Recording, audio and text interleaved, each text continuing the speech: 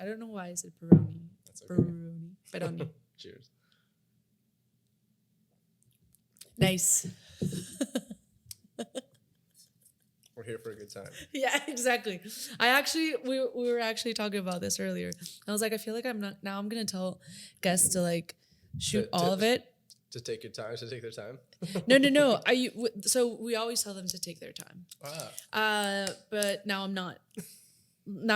As you just noticed, I didn't say anything. There's a shot in front exactly, of me. Exactly. Am I going to sip it? Probably not. Yeah, exactly. So I sip it, but I'm not gonna discourage anybody. Gotcha. To go like, to just go for it, cause we need to lubricate socially the conversation. I'm well. And this is great for that. Absolutely. So yeah. Okay.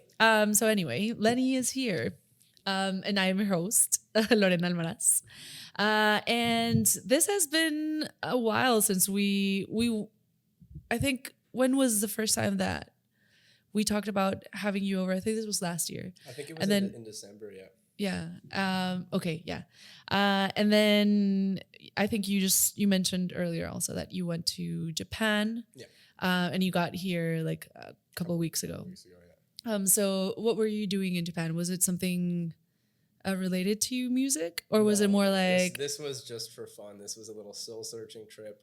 Okay. I went on my own for the most of it, and it was amazing. And I had a really good time. Nice.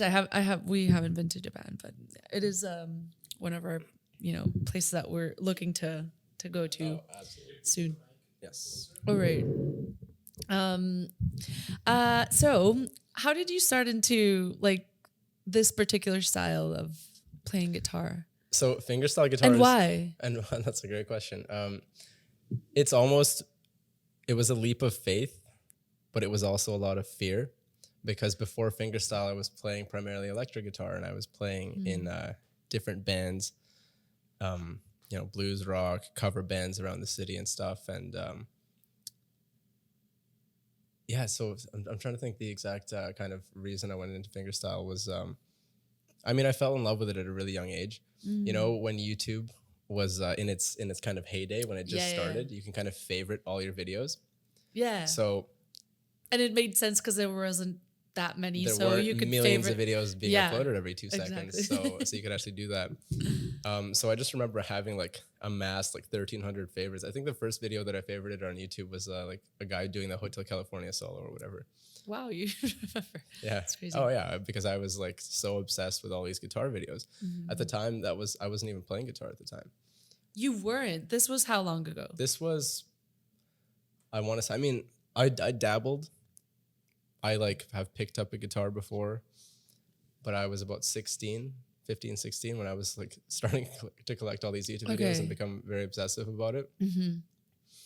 But fingerstyle I found pretty early on as well, right? I when I did start playing electric guitar, I saw fingerstyle and I was so intimidated by it. It was one of those things you watch on YouTube and you're like, that's too complicated. I'm not going to play like that ever, right? So I kind of moved on with my life. I dabbled. I learned a couple of very easy pieces, and then I didn't really think about it because I was too anxious to go and jump in and start, right? So, yeah, kind of if we go back to the beginning of my like guitar journey, was like probably just picked it up out of boredom. My dad was a guitar player. Okay. So when I was about, I want to say 13, I just asked him to show me a few chords, right? I picked it up really quick. He printed out a book because we were pretty like pretty lower middle class immigrants, I would say. And so he would print out a book of chords at work, and then he would hole punch them. And then I remember distinctly, he tied the book together with yellow yarn. And I still have this book of chords. So what I used to do was I would go right to the back of the book and I would play the most complicated chords, because as a kid, I thought the names were kind of funny, like G13 and C9 and all these like weird names. So I would just try to play these complicated shapes that I knew nothing. Like I didn't know what they meant, but that's kind of how I started dabbling in the guitar. Okay. And then, so once you started like playing electric guitar, and then you started favoriting your favorite videos. Yeah. When was it like, okay, I'm gonna definitely go into doing it, like going all in? Going all into music, So I definitely consider myself a late bloomer because I didn't actually realize I wanted to go to music fully until after high school. I throughout high school I would have guitar teachers all the time. I never practiced. I hated practicing with a passion. My dad would always try to make me practice. Never did it.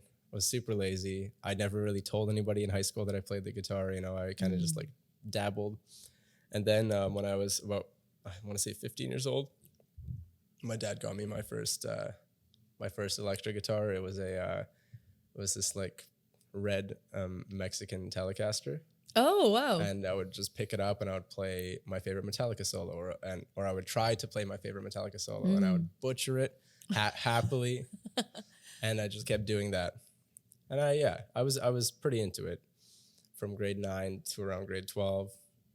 Practice was always low, but it was always a part of my life. And growing up, my dad would show me like the Beatles and the Eagles and all this classic rock stuff that I still love today. And why, like so you didn't tell anyone about you playing guitar, but during any of this time, did you like join a band? Did you want to do like something like, okay, I want to do, venture into establishing myself in a band and like play blah, blah, blah? So in grade 12, I kind of started to tell people that I was playing the guitar. And so I got a few friends together and we did make a little high school band. And we would play, we called ourselves Don't Drop the Soap. Don't Drop the Soap. Yes. Because we wanted one of these teachers to announce our band like that. And we thought it'd be hilarious because she didn't know what it meant. We don't need to go into that. But and then the funny thing is we were playing like Michael Bublé covers and like Fly Me to the Moon and stuff like that. So it wasn't exactly good branding. So like you were being rebellious, but not all the way. Because you're still playing Michael Bublé. It was so, which is great. He's great. So corny. Yeah, but he's greater now ever since that interview with him at the. I don't know if you saw that, the All-Star game. No. Michael Bublé coming down off of mushrooms or something like that. But, it was really funny. But. Oh no, I've seen him like in interviews in general. Yeah. He's funny. Yeah. So we played kind of one show, really, just a talent show at our high school, and then that was that. After I graduated high school, I went to Langara College to study human kinetics, psychology, sociology, basically all the things that you study when you don't really know what the hell you want to do with your life, right? And at the same time, I was taking classical guitar lessons, and I was kind of getting a little bit more serious. I was about 18 years old now. And I did 1 year of Langara. I did okay, but I hated it. I hated every second of it. Yeah, I can imagine. It was like high school round 2, So I was like, why am I doing this? And why did you choose those subjects? Like, I mean, those are subjects that I was definitely passionate about. Like I always say if I wasn't a musician, I would be doing counseling. I love to talk to people and I love to connect with other human beings, which actually is a really great way to do that through music. But if I wasn't doing guitar, I would definitely be a therapist of some kind. Wow. Yeah. So that was a year of Langara. And then I decided after that, I'm like, this isn't for me. The only thing that's for me is music. So at that point, I got a really serious teacher, and he started helping me with my goal of getting into music school, right? So for a year or two... You got into Selkirk. I did, yeah. Selkirk. I don't know how to pronounce it. That's okay, Selkirk College. So that's in Nelson, British Columbia. Beautiful little town, 10,000 people. So I worked, I was playing catch-up, and I still consider myself playing catch-up on the guitar. Really? Absolutely. Well, yeah, I guess it's kind of cool that you still see yourself that way, because that will always push you to like do more. And of course, there's always going to be like more. It never ends, and I'm fully okay with that. But it is always, I feel like I'm. But I mean, it's crazy. Like you're really good, so it's like, it's still kind of crazy to see you talk about I'm playing catch up. I'm like, are you really? I appreciate that. I think it's if you're playing catch up, then what am I playing? No. There's no. It's not a competition, But it's just me playing catch up with myself, I guess. Just trying to figure it out and trying to get to that next level. I have heroes that I aspire to. Who are your heroes? a lot of fingerstyle acoustic guys. I love this guy named Joe Robinson. He's an Australian guitar player, just phenomenal. I've learned so much from him over the years, taking his courses and studying his music. The godfather of them all, this guy named Tommy Emmanuel. Oh, wait. No, talk about him. That's okay. So he's an Australian as well. Oh no, and it wasn't who I thought it was. It's all good. So he's in his I think he's in his mid 60s now, and he didn't pioneer this style per se, but he really made this style a lot more accessible. He tours 300 days out of the year. Wow. And that's all he does is play fingerstyle guitar, and he's not only probably the best living acoustic guitarist. I don't want to say best, but he's definitely one of them. But he's such a showman. He's a joy to be around. He exudes this incredible energy and love and kindness and compassion. And he always says things like, "Oh, when I play music, people get happy. So I'm not in the music business, I'm in the happiness business." And that's something that I resonate with so much, because I used to be like very obsessive about like guitar. I'm just gonna sit in a corner and play guitar and do my little licks, and it's going to be impressive, and I want to impress people and all that stuff. And I completely let that go in the past 5 years or so. Yeah. So got into music school after 2 years of 4 hours a day, just gunning for it, practicing. And that was my first time actually playing in different kinds of groups, different bands. It was overwhelming. I barely ate. My habits were terrible. I was just I would just lock myself in a practice room that probably smelled real bad with my from not practicing to feeling like shit, I need to catch up. Yeah. It was always the feeling that I needed to catch up that was kind of driving me, and still is in a way. And I know that's maybe it sounds like it's like a negative perception on myself. I wouldn't say that. It's more excitement to I'm doing it. And it's all I'm just working on it, and I love the feeling of just working on it. But yeah, those 2 years kind of flew by, and I did as well as I could. And then you kind of graduate and come back to Vancouver, and you're like, now what? Shit, now what do I do? What am I supposed to do with myself? How am I supposed to make money? They taught us a whole bunch about music, but nothing about how to survive and make money doing this. It took a very long time to kind of get established and actually make a living. And so you're when you go on your webpage, which is really funny when you have like hours of, I don't know how you have it on your webpage, hours of operation. Oh, my Google? Yeah. 24/7. Yeah. I'm like, wow. Yeah. What do they say? They say, find something that you love and you won't work a day in your life. Find something you love and you will work every single day, every waking hour. Yeah. That's the way that it goes. Yeah. I wouldn't trade it. Nice. I mean, I was like, wow, he is 100% committed. And it's wow, I don't know. I was very impressed. Cause I don't know if I've known any other musician who's 24 hours, just call me. And it's what? It's funny that you say that. I had nothing to do with that. It was just the automatic. It was the default Google setting. But I really appreciate that you see it that way. I think that's the best part, is that if that's the way that you see it, that's the way that I feel about it sometimes. And I'm just I will try to, I'm. So wait, so this conversation never happened. He is 24/7.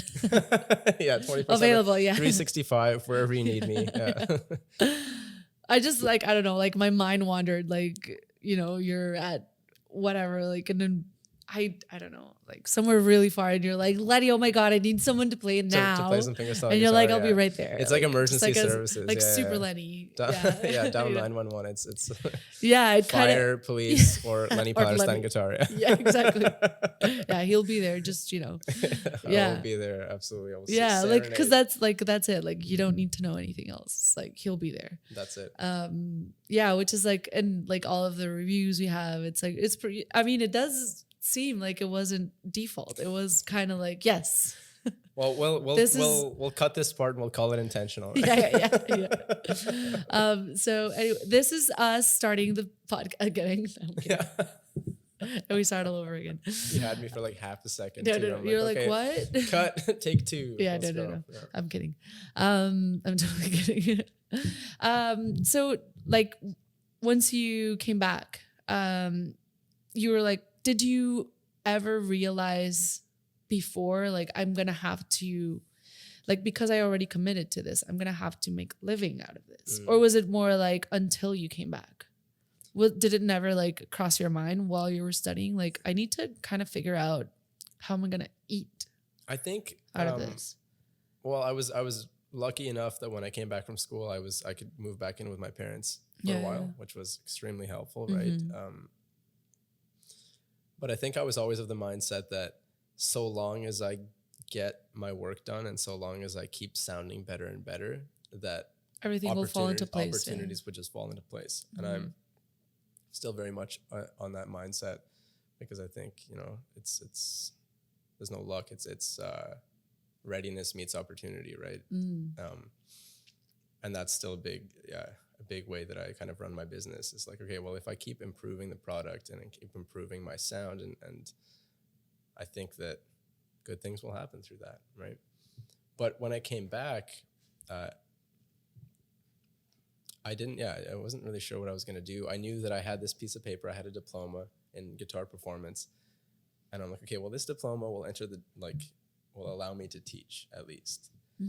So having zero experience, I went to a random teaching studio in Vancouver, and I'm not going to say which because it didn't end well. Oh. But I was about to say, is it? No. Let's we won't go there. But so I went there and I walked in and I just said, look, my name's Lenny. I think I was going by Leonard at the time because I've only been going by Lenny for the past 6 years. But I'm like, my name is Leonard. I just finished music school. I really want a job. You guys got to give me a chance to teach, right? I kind of just bust down the door. I'm great at things. Playing, so I can do this. People can watch me. So they were kind of surprised that I would just walk in. There was no postings or anything. I just walked in and asked for a job, and they didn't know who I was, and they were kind of weirded out that I would just walk in and be like, who is this guy? So they asked me to come back. I came back, did the interview, got the job. Really nice, because that was my first kind of foray into what would allow me to take the time to practice my craft and to get where I am right now. Because I didn't need to work full-time hours if I was teaching, because the pay was decent enough. So I worked for them for, I want to say 6 months. Okay. Or maybe less. We were coming up to the Christmas concert, and they told me that every student has to perform, which I was like, hold on, why? Because I had a lot of brand new students, like these kids who had just started the guitar, and I'm like, but they've only had one lesson, and they're like, doesn't matter. It was this like mom and pop kind of music store, right? And they're like, this husband and wife are like, it doesn't matter. Even if they just started, they need to participate. And I'm like, but in my mind, I'm like, no, I'm going to use my discretion here. I don't want to traumatize any children. I don't see the point. I don't see how that helps anybody. So a week before this concert, his wife, the co-manager, I guess, she storms in during a lesson. Like, there's a 16-year-old kid sitting here. There's me sitting here, and then there's her standing here. She starts screaming at me because I didn't sign everybody up in front of this kid, right? So I found out later that they had let go, 4 or 5 or 6 other employees in the past 6 months. Oh. And so I'm like, I'm a very calm human being. Yeah, you do. I wasn't very calm for this. You got really mad. Yeah, I got really angry because I'm like, there's a kid here I'm trying to teach him his G chord, and then you come in here screaming at me, and it was so. That's how that ended. And then I was, I think I ended up working at Starbucks for a while after that. Like, I was like, I didn't know what else to do. I worked at Starbucks. I worked at a hotel. And then working at the hotel allowed me to move in with my partner at the time, she was also a musician. So we were both kind of trying to figure it out. We both ended up getting steady teaching jobs. And then we both started gigging together in a band. She was a singer. And then that's kind of how gigging started to build up for me as an electric guitar player in bands, right? So you were still playing electric guitar? Yes, I didn't touch fingerstyle even in college and all of music school. Wow. It was something that I always wanted to do, but it was always in the back of my mind. Yeah. Like someday maybe I'll give that a try. So yeah, me trying fingerstyle guitar, me deciding to jump in fully was a decision very much based on courage, but also very much based on fear. As I definitely have a story for you that kind of speaks to the fear of me not playing in bands anymore, right? Oh. So I got to a point, I was playing, and I would take every little gig that I got. I was busking a lot. Busking was a huge part of my development. Yeah, that's great. Honestly, like there's many like great musicians that talk about busking, which is like the best. Yeah, because you workshop through like troubleshooting your own mistakes, and you work through like not panic attacks, but like getting that kind of stage fright, or working through, I don't know, tough crowds or great crowds, or, like everything. It just, and you get to see the reaction of people to your music, like in that moment. There's nothing but pluses. I would always think of busking as, if no one's giving me gigs, I'm going to go and make my own gigs. Yeah. Right. So that's great. Before fingerstyle, I was just playing like blues guitar solos over backing tracks on Granville Street when I was 18, 19. And I did this for years. And the money was decent, but I always had fun doing it because I was always meeting people. And that was something I was always very passionate about. So busking was a big part of it. And then the bands started. I would go on Craigslist, the musicians page back in the day. It was actually a very active page where I would just make postings, or I would answer postings. I played for random like groups of old dads in Richmond. I played for all sorts of people. I got some really strange gigs out of it. I actually want to go into that. Sure. But we'll go later into that. So you started already like gigging with your partner at that moment. And then when was the switch? When were you, because fingerstyle was always in the back of your head, but like you were still playing electric guitar. So was it like something happened and then pushed you? You mentioned something about like, well, her and I were living in Port Coquitlam at the time, right? Somehow we were both like 23 or 24, and somehow we were living in the burbs already. Like we were in a cul-de-sac with a bunch of families and kids, and we're like, okay, how do we skip like 5 steps of our lives? How did we get here? So it was a really tough time because I was working full time at Hotel Georgia actually as a bar back. Oh, okay. And that's basically like you do everything for everyone. Yeah. And the money was incredible, but working till 4 a.m. and watching other musicians do what you want to do. Do what you want to do was the most soul crushing experience of my life. I'd watch guys like Alex Flock and all these beautiful human beings that I'm friends with. Watch them just absolutely crush it night after night in the Prohibition bar. And I was just watching cutting limes, and I'm just like, what am I doing? I want to be on this stage. Yeah. So at some point I decided, okay, well, maybe because the band thing is just not happening that often, I need to find a way to get paid. Now's the time to pursue fingerstyle. So there was another fingerstyle guitarist on YouTube named Adam Rafferty, and he had this video of him playing a solo acoustic version of Billie Jean that I think you probably heard me play at Guild. Yeah. So that was a song that that was one of those moments that I saw him play that, and I'm like, there's no way in hell I will ever be able to play this, And then he put out a course. He put out a 90-day course called studywithadam.com. So, I was sitting there, I'm like, why not? What do I have to lose? I signed up for this 90-day course, and it was all of his repertoire. He had all this Stevie Wonder and Michael Jackson kind of repertoire for solo guitar. Wow. The first thing I did was try to pick up Billie Jean. I couldn't even do the bass line. It was like impossible. I was just like, how do you do this? But I went through the entire 90-day course, and then I started learning a whole lot of fingerstyle songs. I had about 10 or 12 songs in my repertoire. That's it. And then suddenly, which is more than a lot of people have in their repertoire. Totally. So, but to me, it was nothing. So suddenly my friend Brennan, who's a local fantastic drummer, he recommended me to a family friend to play their wedding. I'd never even thought about playing weddings before. So that's how it happened. So it was more like an opportunity. Exactly. I was ready for it. I wasn't Yeah. ready for it, but I said, you know what? You were probably because there's not many, I don't know, like wedding giggers. So like, like really good wedding giggers, you Yeah. know? I don't know if that makes sense. No, that makes perfect sense. Because like you have musicians Yeah. that play their own music and, great. But corporate events and wedding gigs are like very specific. So like the fact that fingerstyle kind of pairs perfectly with those kinds of events Yes. was pretty much what you were talking about earlier. Like, like skill meeting opportunity and, time and everything. Totally. So you were probably more ready than any other musician. I mean, remembering how that gig went, I don't think I was, but you know really? what? But I got through it, and they were happy. I was gonna say? Well, what do they think? They were very happy with it. Yeah. They left me my first little 5-star review,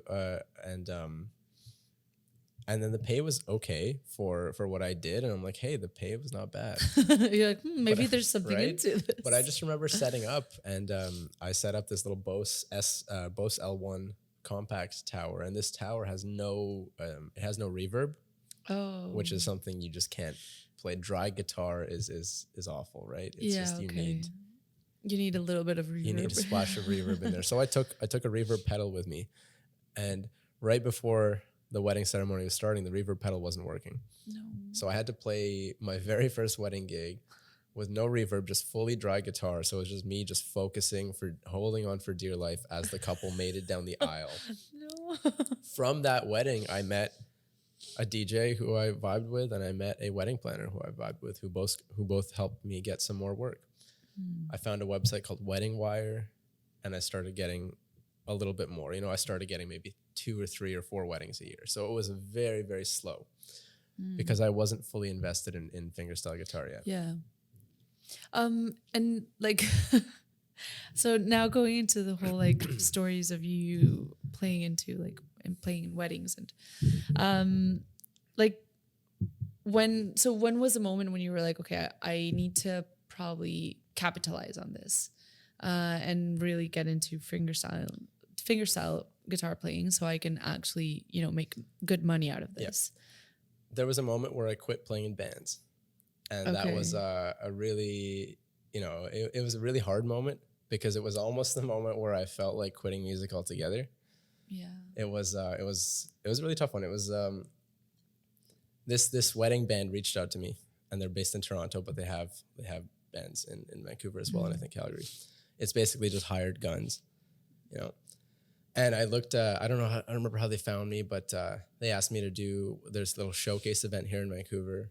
And, I looked at the roster of musicians, and I'm like, oh my God, this is like everybody who I look up to in this city, who I love. They're playing. So I was like, I have to try to do this, right? Mm-hmm. So I worked my butt off until 3 a.m. just memorizing these songs that are probably like already like well within the reach for these guys. They probably didn't even do any work, but I was just like, I need to make sure this goes really well. Mm. So the first one I did, it was just a showcase here in a bar in Vancouver. It went great. Everybody was really happy, and I was like over the moon, overjoyed, because I knew I did a good job in front of these people, again, who were like all my like local idols, right? So cut to about 6 months later, they reached out again, and they said, hey, we've got a summer wedding gig. And then they showed me the roster of musicians again, like even more like the whole like everyone who was basically like playing at Guild, all the Guild regulars, all these incredible musicians. So, and I just felt very out of my element, right? So I'm like, okay, I got to do this. Mm-hmm. So I said yes to the gig. There was no rehearsal. And I show up, and I just bombed. I absolutely bombed. No. And it's like, and I was in the front, and I could just feel the looks behind me. They're all probably looking at each other like what is this guy doing? Who is this guy? Why is he here? What is he doing? And so there was 3 sets of this torture, right? And I knew, and I don't know what it was. I don't know if I over-practiced or if I was extremely nervous. My tone was off. Everything was terrible. I never felt like a good like session player because I was never into like gear or dialing in my tones with my electric guitar. It was exhausting. I never enjoyed it. It wasn't fun. So I wasn't good at it. You know, there's so many incredible session guitarists in this city who I'm just so in awe of. So, you know, during set breaks, it was really awkward because everybody knew the deal. And finally we finished that last set, and I packed up my stuff, and this was in Pitt Meadows. And, you know, I said goodbye to all the musicians. I said, you know, thanks for having me. But I got in my car, I drove home, and I cried my eyes out. Oh. Honestly, I was just like in a really, really shitty place because I'm like, well, there goes, you know, my music career essentially. Like, because I was like, okay, well, these guys are not going to recommend me ever. I just absolutely, it's interesting because bombing as a comedian, for example, is part of the road. You know, you bomb as a comedian and you move on. And then they make jokes out of them bombing. Exactly. And it's like, you can't make a joke playing guitar about you bombing before. Exactly. Because you do, that happens to you once. And then it's like, okay, well, there's the reputation that's going to be, don't hire this guy. He wasn't any good. But it's publicity. Like for a comedian, it's publicity. Totally. For a musician, no, it's just bad sounds. It just, like, no. It's not like, oh, you know, there's no such thing as bad publicity. It's like, yeah, it just sounded bad, and like that's it. No, so I felt, I was kind of beside myself, and I didn't know what to do. And so I woke up in the morning, and I'm like, well, I pretty much swore off playing in bands. I said, okay, and this was, I want to say 5-6 years ago. So I said, I'm done. I can't do this. I don't want to do this. You know, there's, again, so many incredible session players in this city who are suited to this, who can fit into any situation. They sound incredible. I need to find out where I fit. You know, so I wasn't about to full on quit the music industry. I wanted to find out, where do I fit? How do I make this work for myself? So at that point, I sat down with my acoustic guitar, and I just started being like, this is it. This is the only thing that you're going to be doing from now on. And I built up a greater repertoire. And that summer, I was busking on Robson Square 3 days a week, and I had the most incredible time. I was making really good money. If I did it for 3 summers straight, I was teaching and I was busking on Robson Square. I wasn't getting any gigs. Maybe, again, 3-4 weddings a year, maybe 5. And that was my routine. I would just busk. I would be sunburned every day, and I loved it. I would meet other buskers. I was so addicted to busking. Getting your Latin 10. Getting my Latin 10. That was off camera for anyone wondering. It was the best. I loved every minute of it. And then one day, a guy walks by. This guy named Sina. He represented Seagull Entertainment. Seagull Entertainment was kind of my first.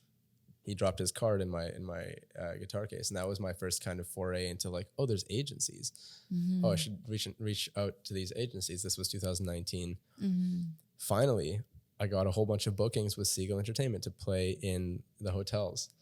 And then COVID happened. So the bookings were for February, March, and April of 2020. And then everyone know what happened.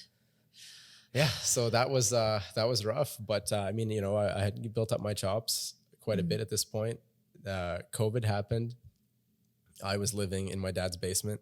I was teaching 20 hours a week on Zoom, trying not to rip my hair out. But also, you know, I was still gigging a little bit during COVID because it's easier for me to be tucked into a corner, and I would go. Yeah, then with a band or whatever. Exactly, yeah. So I would go and kind of.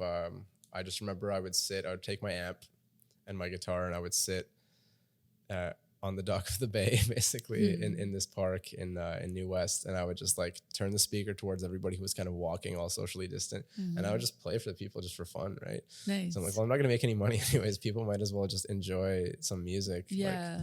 So I did that all throughout COVID, and then I moved into my own place where soundtrack to their life in this moment. Exactly, yeah, into the really bleak, depressing life at this moment. So I moved into my own place, and I still live there now. And yeah, business started to ramp up in the last 2 years, especially. And you've been into like, okay, so now I want to go into some of what I wanted to ask you. So you've been into like very different events, you know, like you've been invited to have like, you know, play at weddings, play at like proposals, and bridal showers and blah blah blah. Have you ever heard any like gossip that you're like, oh, but I'm playing also in your wedding and I'm listening, I'm hearing this, and you're just like kind of poker face. I have to keep playing like juicy gossip. I mean, maybe not because you're just like concentrated in your. But I feel like by the like maybe your first gigs, like you're like really concentrated, but then you're just kind of like how you play at Guild. You're like having fun. You're like, you know, just like playing nice until you're actually like making eye contact with people, you know, like you're reading the room, you know. Did you ever hear any like or see anything that you were like, oh, maybe I don't know if I should keep playing or.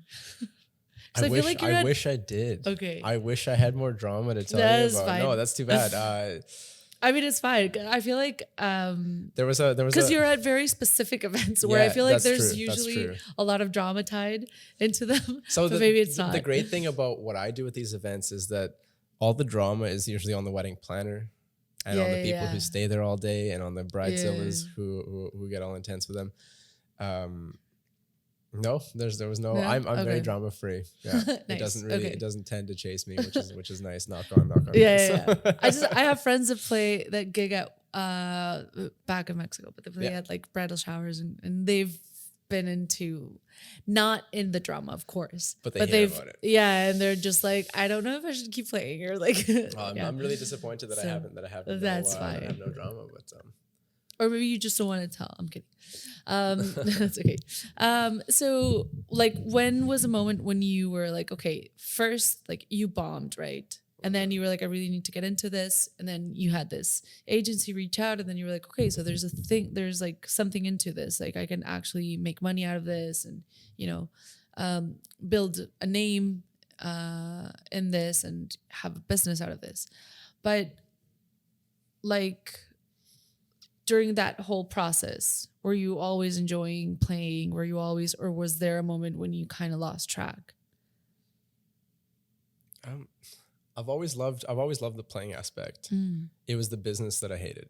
I hated sending emails. I hated marketing. I hated all of these things until probably last year.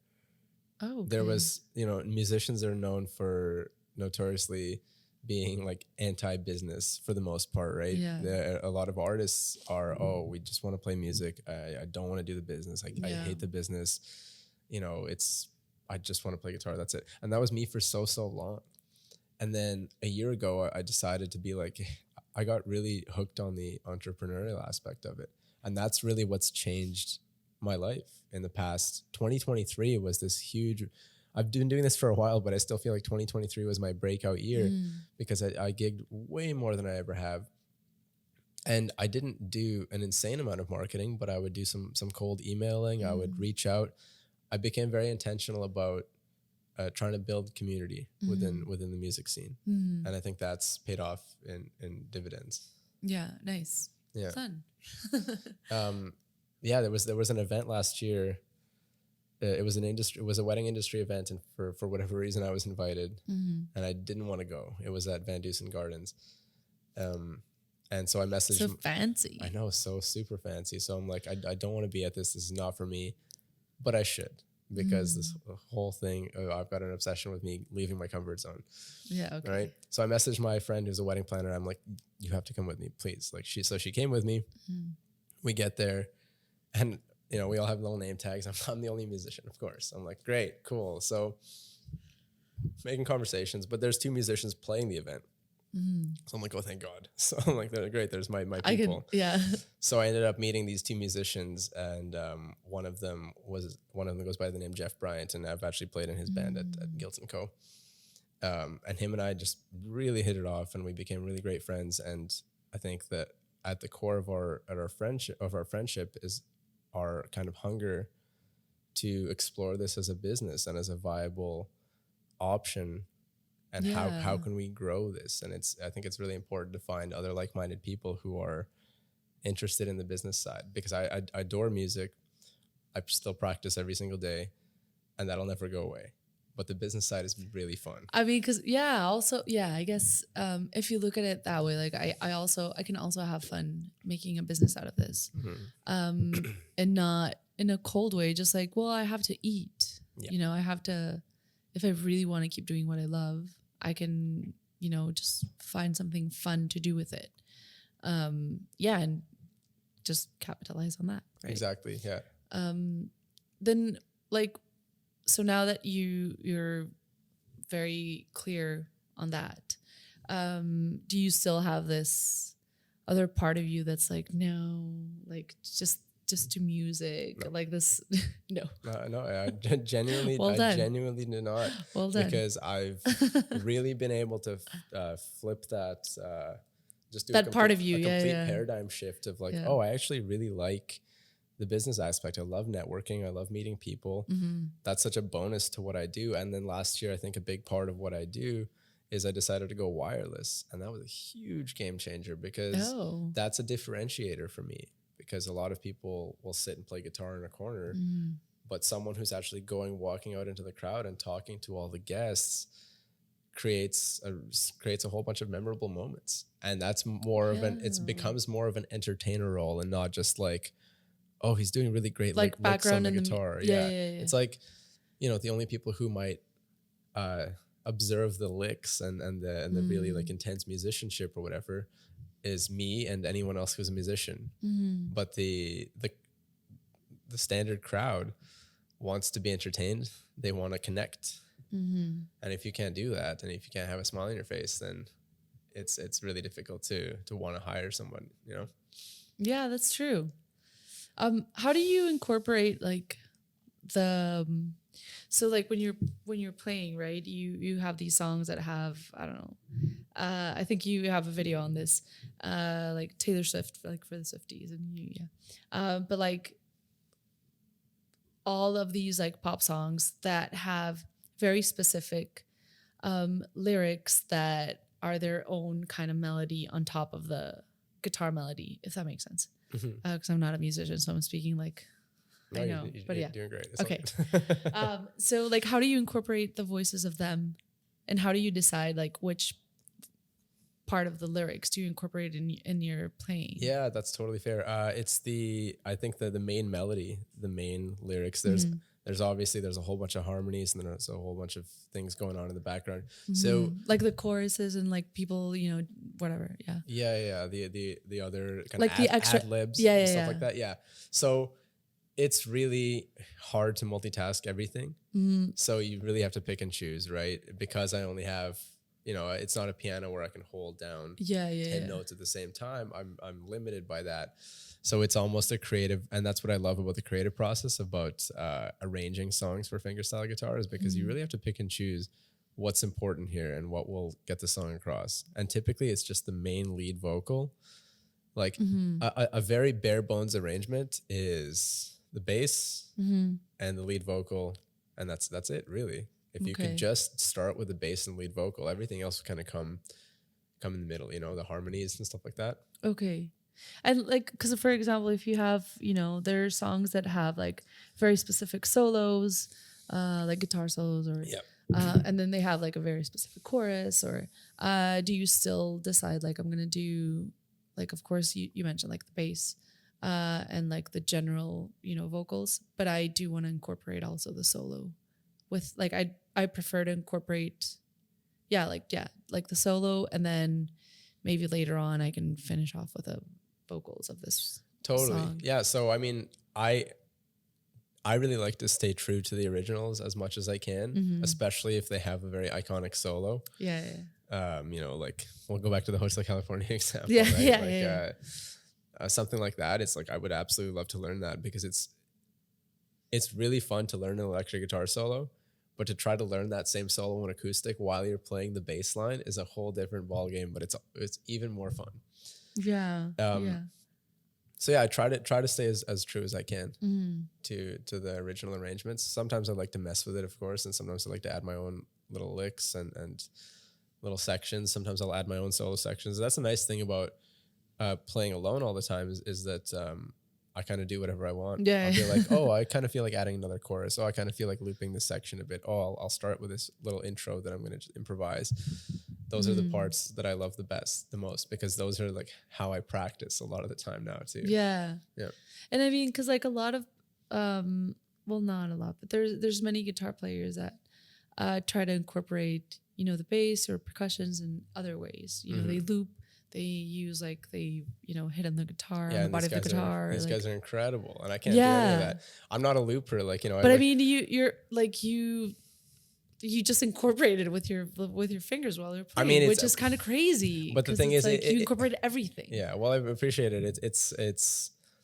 It's limiting and it's challenging, but it's so fun, you know. And I look at guys like the looping guys in town, like Ruel Morales or like Alex Flock or Michael Marinek. These guys are incredible loopers. Like with Alex, actually, another way that I got my foot into the door is like I was actually taking a few guitar lessons with Alex because I had met him. I saw him playing guitar at Prohibition.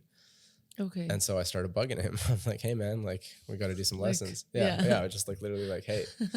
And so I took a few lessons with him at his place. And after that, I ended up subbing for him at this place called the Hendrix Lounge just off Robson. Oh. And that was another one of my first like entrances into solo guitar gigging. So I'm super grateful for him for the opportunity, because it was, again, that turned into like, those were my first like 3-hour gigs, right? And it was so stressful for me to try to fill that time. Yeah, I would loop a lot of songs for a long time to try to like get through. And now it's just like I have so much repertoire. It's kind of like, what do I feel like playing now? You know, it's awesome. And how many songs do you have in your repertoire now? Probably close to like I'm probably close to 100. Okay, yeah. I was gonna say like it's probably like 100 or yeah, and it's all and the great part is it's all memorized, right? Nice. And it's constantly building. And I think that the only way that I'm able to maintain this repertoire is because of the amount that I get to gig now. Because at some gigs I'll be like, oh, I haven't played that in a while. I need to make sure I can still remember how to play that, especially at the airport. You know, Max Zapersky has an incredible agency, and he books a whole bunch of musicians at the airport. And those gigs, you kind of just like, it feels like busking, right? Yeah, I guess it does. Yeah. Not that I've played there. I thought I saw you once. Yeah. And like, what's your favorite genre to play? Well, so it's funny. Or what's your favorite genre to arrange? Sorry. To arrange? Yeah. So honestly, I kind of like songs that are unconventional to arrange. Like I've been messing around with a lot of like pop punk. Oh, okay. And like hard rock songs, and just seeing how they sound as fingerstyle. And that's nothing that I've like unveiled to the world just yet, because I'm still kind of messing around, but I'm really liking it. But honestly, I it's funny, when I came out of music school, I was this kind of like jazz snob. Not that I'm a great jazz player by any means. I can fake it, okay. But I was like, if this song only has 4 chords, I don't want to mess with it. And now it's like, no, give me 4 chords and that's it. That's all I need. Yeah. Because it's like, you learn, it's like, it's not really about how many chords you're playing. It's just like, how are you playing them? How do you make a song with 2 chords or 3 chords? How do you make that interesting? And that's so exciting to me now. And it never used to be. Wow. There's an artist that I love. He's a Latin artist. But he has like a few songs that I can tell. It's like there's a song that's like kind of, I don't know, like surfy kind of vibe, where he sounds like Sugar Ray, sort of, you know, like it has like that kind of arrangement. And then there's this other song that sounds like very like John Mayer. And then he has like this other song where he just plays like 2 notes, 2 chords. Yeah. That's it. Yeah. And that's one of my favorite songs of him. It's the best. And it's like, and I didn't notice it was one of my favorite songs until I paid attention. Like, I think earlier this week, I was like, oh, I didn't notice it's just 2 chords, the whole song. And I didn't notice because he just, Well, do you know the song Horse with No Name? I've been through the desert on a horse. 2 chords, no name, the entire song.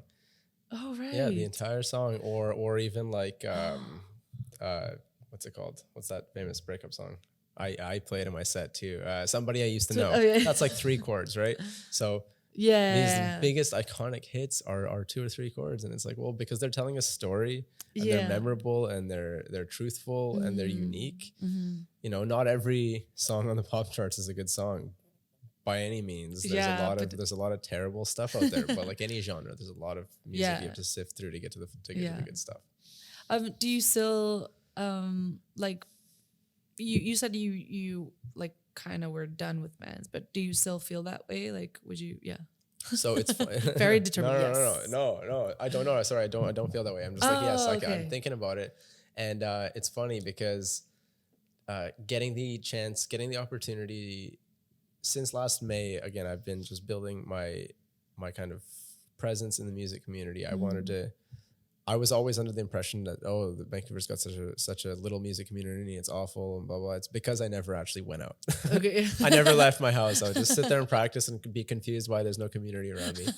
So I started going to events and started meeting musicians. I started meeting a lot of people. Why is nobody playing around me? Exactly. I mean, I'm in my house. Totally. Why is no one here? Yeah. Feel like, Yeah. So when I started meeting a whole bunch of people, I started getting a lot more confident. And I started getting a lot more comfortable with my place in the music scene, as opposed to feeling before like I'd feel very intimidated and I'd feel very like, oh, this is like a competition. And it's like now it's like, no, these are all just colleagues. There's room for everybody. Everyone's just out here trying to figure it out. Yeah. And I think that's such a beautiful thing. A big thing for me was last May as well. Funny enough, it was my first time playing at Guilt & Co. as a solo or just in general. And that was such a huge thing for me because that band experience that I had with like the traumatic little experience that I had for myself, because I knew that all these people were like the Guilt regulars who I just like made an absolute fool of myself, or at least to me, I made an absolute fool of myself in front of. Like there was a lot of weight behind just Guilt & Co. As an existing bar. I'm like, I don't want to be there. I'm like, I'm not worthy kind of thing. I just had all these really negative thoughts about myself for so many years, and it took a lot of therapy. We're talking about it again. We're getting there. It took a lot of therapy, and it took a lot of like self-awareness and a lot of just like lifestyle changes, I guess, to get out of that.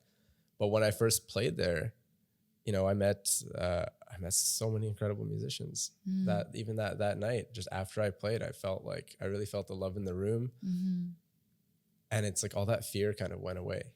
Nice. It was all in my head because I built all these people up in the city that they were here and I was here. And I'm not trying to say again competitively or whatever, but it's like I kind of just came to the conclusion like, hey, we're all people. Like there's no levels. No, there's no levels. We're all just human beings. Yeah. We all have a something that we love. And that's something we all have in common. And I think that there's so much ground for us to all be able to chat. Because we're also about the thing you love, which is music. Yeah, we're also unique, and so you can't be competitive because there's only one of each person. Yeah, there's no best and there's no worst, and it doesn't matter. And I think for many years, I think because of music school and a lot of my preconceived notions of it being a competition, and you have to like be so good to get into that ring, you know, that all went away. I mean, I guess, and the thing is like, there will probably always be this whole like best and worst thing, but it's all relative. You know, that's why there's always like these niche groups that for them, it's like, I just feel that this person is the best to either tell the story, play the song, or, you know, paint this drawing, because it is extremely relatable to how I feel, because that person is very close to how I feel, look, you know, move, whatever, think, etc. So it's like that person is the best for them. Totally. So yeah, I mean, there'll probably always be this whole like best and worst thing, but it's just totally. And it's so subjective. Relative. Yeah. So I think everybody is kind of their own brand. Yeah. And I kind of what I like to think of is you know, like motivational YouTubers. You know, like there are a million of all them. All the coaches, right? And they're all saying the exact same thing in the exact same way. Yeah. But for some reason, you might like person A, you know, for example, just Gary V as an example. I'm a big Gary V fan, but judge me all you want. I don't care. I don't like coaches. No, that's totally fair. Yeah. But I understand the whole, Like, I get it. So I guess what I'm trying to say is like, for some reason people resonate to this one instead More of this than one, even though they're saying the same. Exactly. Yeah. And I think it's just because you get invested in a person, in their personality. It's not just how they play or whatever. It's like, oh, I just like this person, and that's kind of like what I've learned in the past year about branding and about social media, because social media is something I absolutely couldn't stand for so long. And now I've just embraced it, and I treat it like a video game. Yeah, but that's pretty much what it is. It's such a joke. It's like you got to if you can separate yourself and your worth from obsessing over the numbers. Yeah, then totally. It's like it kind of becomes fun. It's like a video game. It's like, ooh, I'm gonna level up with this next video. Let's put it out there, because you want to just share and you want to just like have. It's just fun to me now. And I cannot believe I've just said that. It's bizarre because it's me too. If you interviewed me 2 years ago, I would just be like, I'd probably be like done half this bottle and I would be like miserable. No. I'd be like, no, it's all terrible. Yeah. Delete all your social apps. Yeah, exactly. People. Yeah, I get it. I mean, for me, I feel like I've had these like ups and downs of, I don't know, going through like having all the social media and then like really obsessing over how much content I put out there for whatever reason, and then slowly getting bored and just be like, I don't care. Well, I mean, but it is really difficult. It's so much balance that you have to strike if you're. I just get really anxious and stressed of like how much I have to put. It's crazy out there if I want to be like present, and it's like, but it's weird because I don't feel present if I'm doing that. No, I totally understand. Like, I think everybody finds their own balance, and I think that's such a big key. But it's also to feed the algorithm, you got to feed that beast. Yeah. You got to do a lot. Yeah. They expect a lot. I still consume a lot. Oh, for sure. Who doesn't like scroll in bed? Exactly. It's the best. I used to be like, like kind of ashamed of it or trying to. It's like, no, you know what? That's just everyone does it. Everyone does it. That's as if it were. That's the world we're in.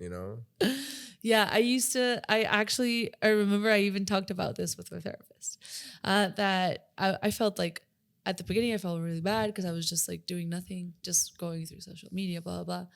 But at the same time, I learned that it was kind of like my moment of being able to laugh because I was working through all these cases that were really what we talk about off camera, right? Like that were really hard and difficult. And I would feel like just, I don't know, whatever, like paranoid, stressed, blah, blah. So as soon as I would be able to like lay down and just not think about any of the cases and just be able to go through like memes was honestly, just like the best. So I could laugh and then be like, right, I remember I can laugh.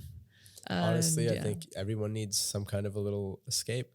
Yeah. Whether and that's a very innocent way to escape is just like scrolling a little bit is okay. I don't think there's anything. I think we need to give ourselves a lot of self-compassion. Yeah. And that's not something that I was able to give myself for a very long time. For a while. Yeah. Oh, totally. Yeah. How did you, like, because you're doing a bunch of like arrangements to these songs, but how did you decide this is what I want to do? I don't want to do, like anything like mine. I don't want to put anything of mine out there. I do actually want to do originals. I have enough for an EP. I think I've played a few originals at Guilt & Co. as well. I have enough for an EP. I'm not 100% certain on these originals yet. And the thing is, because what is it? Why you're not? Why are you it's not? the same. I mean, I'm not a perfect person. It's the same. It's the same confidence issues that I've had from back then. There's still. I'm a much more confident person than I was a few years ago, but there's still like parts of me that are like, even right now is like, why am I sitting in this chair? Why do they want to hear me talk? Like, what the hell am I doing here? Like, even at Guilt & Co. on stage, I'm like, why am I here? Or like, I keep getting all these emails or these inquiries. These people want to play. It's funny. I was on the phone with this woman who wants me to play at this Vancouver Cocktail Week. It's a really, really big event with all the industry heads, and I get to play the whole thing. But on the phone, she's like, you're sure that your style like suits the event, right? And I was like, I had a moment of like, am I? I'm like, I wanted to just tell her, I'm like, actually, I think I suck. Like, I'm pretty sure I wouldn't suit this event at all. And I don't think you should be talking to me right now. Those are the intrusive thoughts that go through my head sometimes. Yeah. So that's something that I'm trying to get over. But unfortunately, right now is that I teach guitar about 15, 20 hours a week. And this isn't fully announced yet, but I'm quitting in May. Oh, Yeah, surprise! well, ta-da! Hey, right So here, now music you mezcal. know. Yeah. Now you know. Now you know. So Yeah. I mean, the owner of the An studio, exclusive. Lenny is. yeah, the owner of the studio knows already. So whatever, it's all good. Oh, well, that's what counts. And so once, and that's Once that happens, once that happens, I've got 20 hours a week, Monday, Tuesday, and Wednesday. I've got off, which is incredible. So I can focus on my originals. I can focus on social media, and I could focus on just building my brand and building my business, which is all I want to do is practice the guitar and get as good as I can in music, but also build a business out of it. Yeah. Because it's so much fun feeling like, oh, I'm actually like, I feel like a business person, and it's such a bizarre thing to feel and to be and to say. Yeah. How did you decide now that you were like, okay, now I want to do my own songs? I mean, it's something that I always kind of had in my back pocket because all of my heroes, Tommy Emmanuel, Joe Robinson, this guy Shane Hennessy, this incredible Irish guitarist. They all play the same Maton guitar, this beautiful acoustic guitar that I bought in Nashville. And the reason I bought it was because they all play it, right?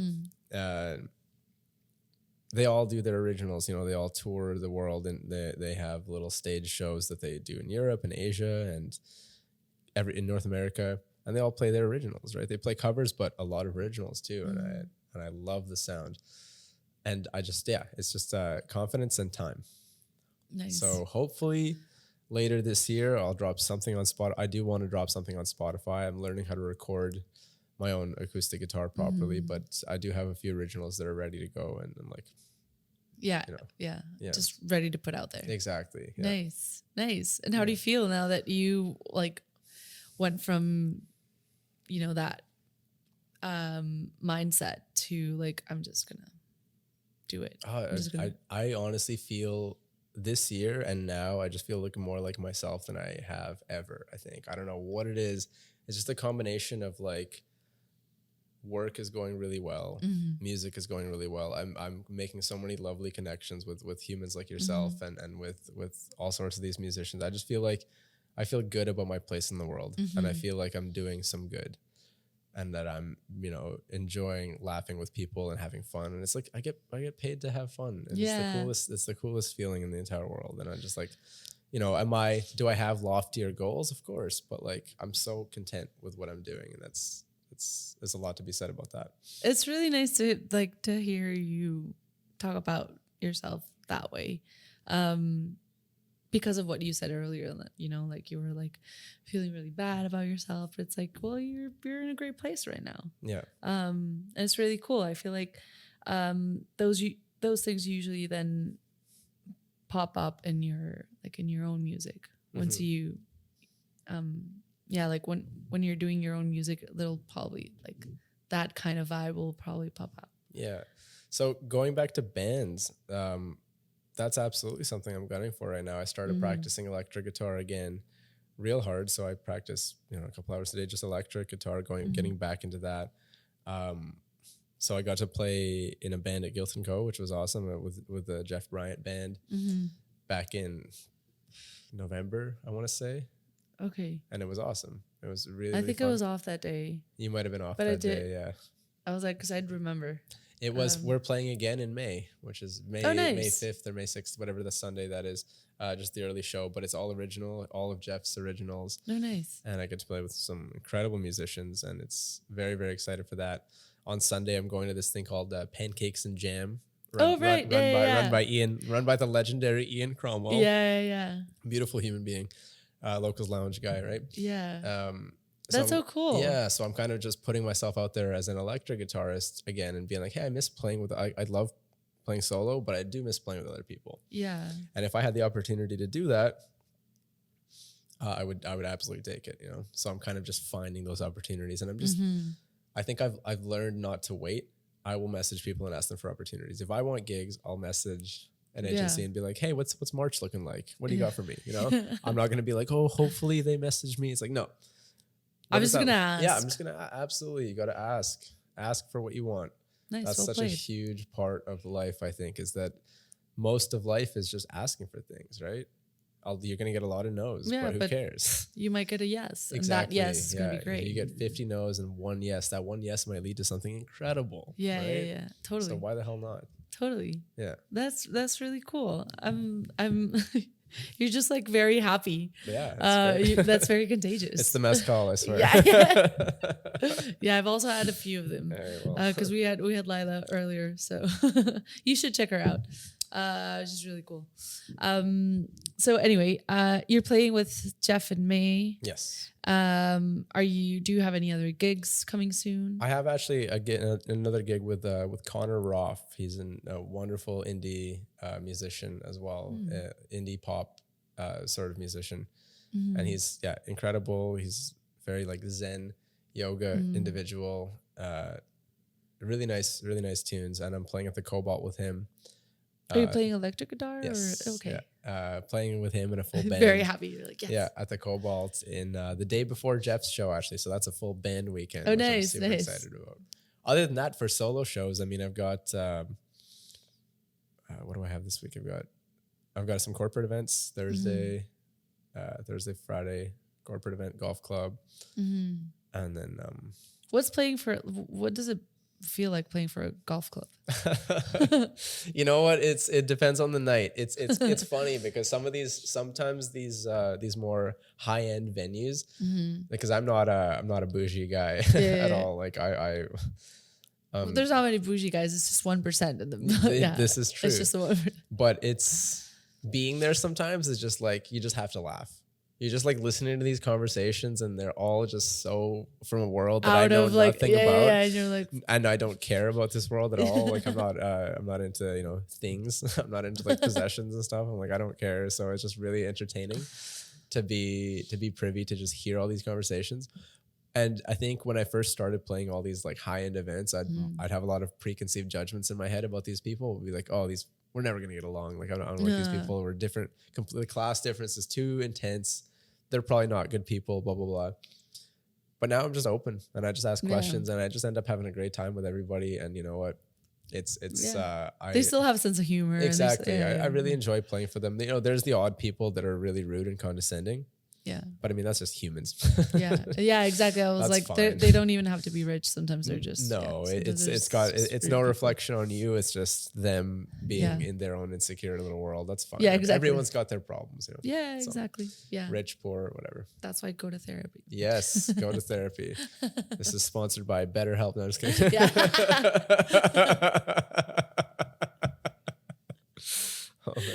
We're laughing, but it's kind of. I'm kidding. Okay, so these are your next gigs. When do you plan on like hustling to get your own music out? Like you mentioned, May is like your when you're going to start concentrating. Yeah. Are you putting yourself a deadline to put out your own music? You know what? I really should. I have. I'm meeting my friend Alan on Monday, and he. You guys have interviewed him a couple of times, Alan Ruiz. Oh, right, of course.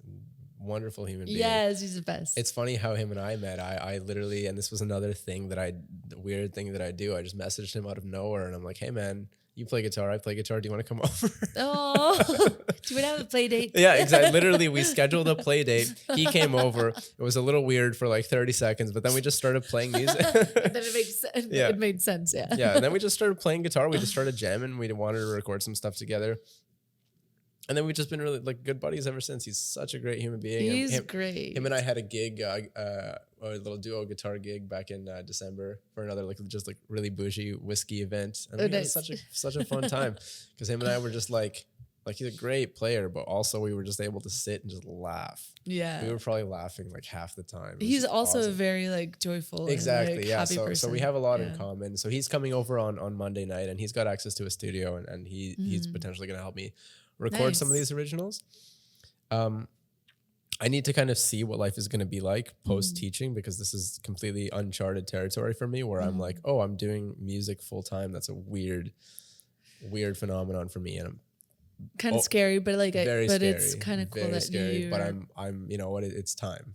Yeah. So I'm like, I think I'm good. I'm ready. I feel okay. Well Let's done. jump in and see what happens. I would love to do the original stuff, absolutely. But I have a big to-do list of things that I'd like to achieve this year. So who knows? Well, congratulations. Well, thank I you feel so like much. I feel proud, even though. Thank you so much. Even though, You taught me everything I Yeah. know.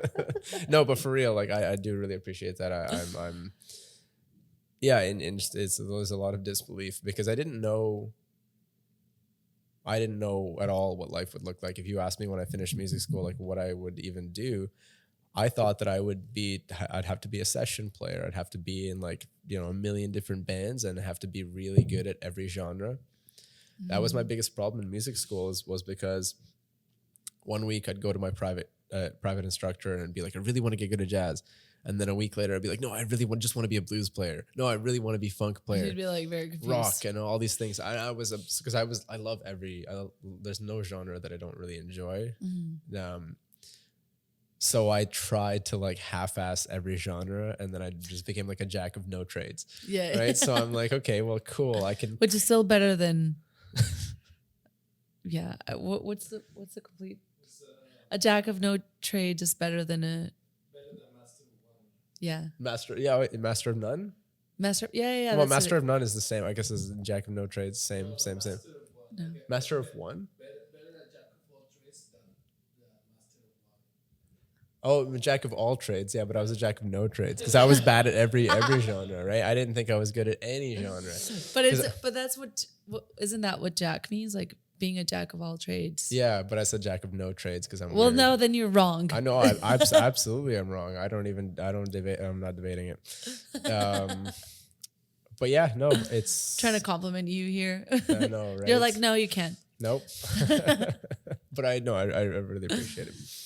I'm very excited about what's to come. This is going to be a really cool year. There's a lot of very fun, interesting networking events coming up, and nice. We'll see how you sound like by the end of this year.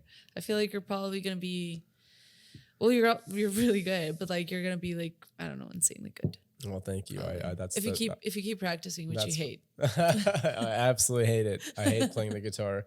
No, there's so many like. I just constantly get inspired by all these like incredible musicians that I've loved for years, but also just all the local people that I'm so happy to turn insanely talented to consider friends. There's so much talent in the city. Yeah. And it's just like such a joy to like listen to all these people and be like, okay, like I always will like point at someone at Guilt & Co and be like, that's who I want to be when I grow up. Oh. I was watching like me and Steven Scaccia were playing at Guilt & Co as a duo a couple weeks ago, and then Scott Verbeek and his band come on. And I'm just watching Scott play and I'm just like, what is going on? Yeah, Scott so I'm like, that's who I want to be when I grow up. Right? Yeah, Scott is really good. Yeah. He's insanely talented. Shout out to Scott. To Scotty. Yep. I wanted to ask you one last thing. Oh, have you ever busked in other countries?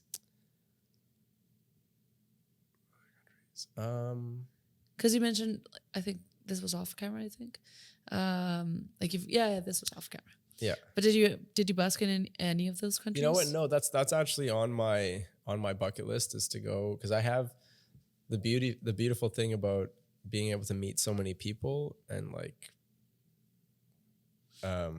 Whenever I travel, I try to meet people as well, and like I've done a few solo travel journeys. I kind of have like places I could potentially stay in a lot of places in the world. So I met a fingerstyle guitar player in Italy, in Dublin. He's Italian though. A couple of years ago, and I had only seen him on Instagram. Oh. And I was walking in this area, and I saw this guy, and I'm like, I was walking through this area, and I'm like, this area looks familiar. I was just walking in Dublin. I was like by myself. And then I'm like, where do I know this area from? And then I see this busker and I'm like, yo, I follow this guy on freaking Instagram. I had no idea he was there. Wow. But I just like went up to him. I'm like, hey man. And I'm like, is this your handle on Instagram? And he's like, yeah. I'm like, bro, we've been following each other for like years. We like never have said a word to each other. And then him and I just like, we went out for beers and we like ended up spending like a few days together. Nice. We were gonna jam, but like I got COVID and that happened. But no, so I've never busted. But I mean, my plan is to go to Italy for a bit, stay with him, and busk would be great.